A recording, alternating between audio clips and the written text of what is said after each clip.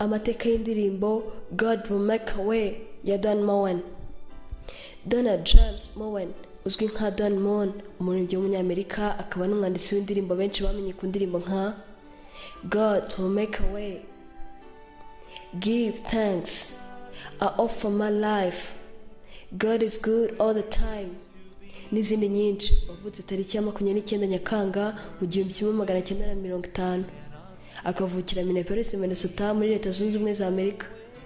Moen, umucuzi w'indirimbo muri Christian worship music, wakoze ubukwe mu 1973 abukorana na Reason Chan, akaba ariwe mugore kugeza magingo ye.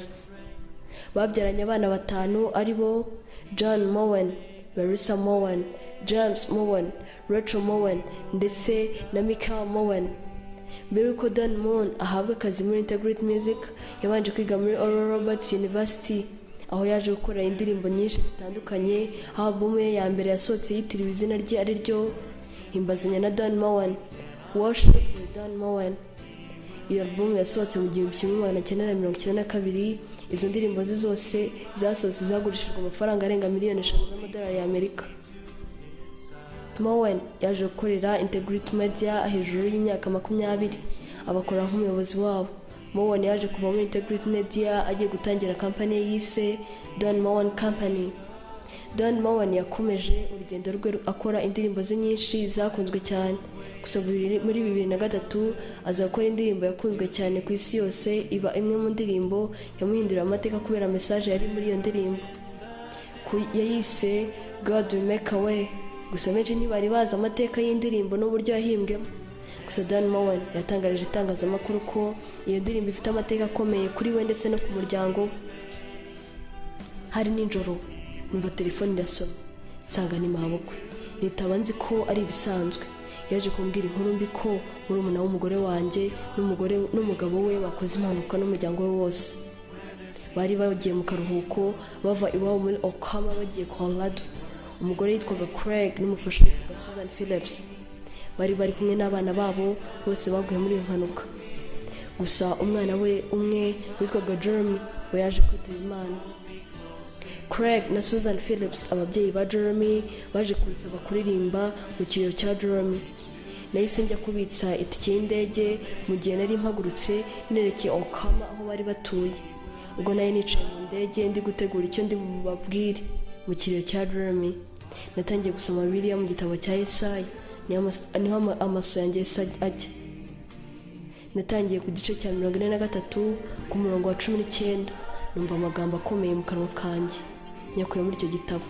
Havuga ngo Nzaharura inzira mu butayu, ntembeshe imigezi mu kidaturwa. I'll even make a way in the wilderness and rivers in the desert. Ako kanya Imana yise indirimbo ivuye muri ayo magambo akomeye nari maze gusoma. Natangiye kuyihimba bucece nandika kuko niyo natekerezaga kuza kubaririmbira. Ubwo nageze mu kiriyo nkasanga hari indirimbo nyinshi bansabiye. Nyuma y'ikiriyo nari nicaranye nabo, mfata mu biganza byabo ndirana nabo, dufatanyije agahinda. Amarira menshi nari mfite icyo gihe, nababwiye yuko hari indirimbo Imana yampaye ngo mbaririmbire. Natangiye kubaririmbira, mbona intege ziragarutse mu muryango. Ngiye gutana basigiye indirimbo aho nari nayanditse, nyiha umukuru w'umuryango ari we Susan Phillips. Nari mbizi ko igihe abantu bose bagiye bakagusiga ndetse n'ibintu byose byashira, hazaba iminsi azakenera kumva aya magambo ko Imana ishobora byose kandi ishobora guca inzira tutabasha kubona. Moen yaje kugenda asangiza ya ndirimbo abantu benshi, aza no kuyisoza yose muri 2006 arayisohora. Moen yaje kuvuga ko nubwo iyi ndirimbo yanditse mu bibazo, gusa yaje kuba indirimbo itanga ibyiringiro. Igihe ibintu byose wari ufite ubyambuwe, Imana yo ibiri gukora mu nzira utabasha kubona. Moen yaje gusangiza indirimbo y'amagambo y'ibyiringiro mu gitabo cya Eminent Books. Natekereje ko ninandika igitabo nzandika ku bintu bizahindura ubuzima bw'umuntu. Muri icyo gitabo Moen yakoresheje inkuru y'ubuzima, yibutsa abasoma icyo gitabo ko Imana itabasha kubareka nubwo ibyiringiro byabura. Hari igihe ubona ibintu bigenda, ndetse hari n'igihe ubona bigenda nabi. Wari ufite umuryango ugashira, wari ufite amafaranga agashira, wari ufite n'ibindi byinshi ukabibura, ndetse ukabona nta n'ibyiringiro aho byava ukabibura. Nashaka ko abantu bamenya ko Imana iri kumwe nabo nubwo babura ibyiringiro. Icyo nshaka ni ukugira ngo abasoma ibyo nandika bamenye ko Imana itabaretse kandi izakora ibishya muri bo, ndetse izaca inzira aho batazibona. Moen mu byo yatangarije itangazamakuru yavuze ko indirimbo God will make a way yahinduye miliyoni z'abantu ku isi yose, ndetse ikaba imwe mu ndirimbo zamenyekanye ku isi yose mu zo yakoze.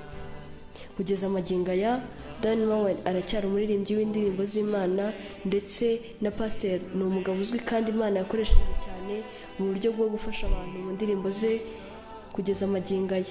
Yari Uberto Joli wabategura iki cyegeranyo.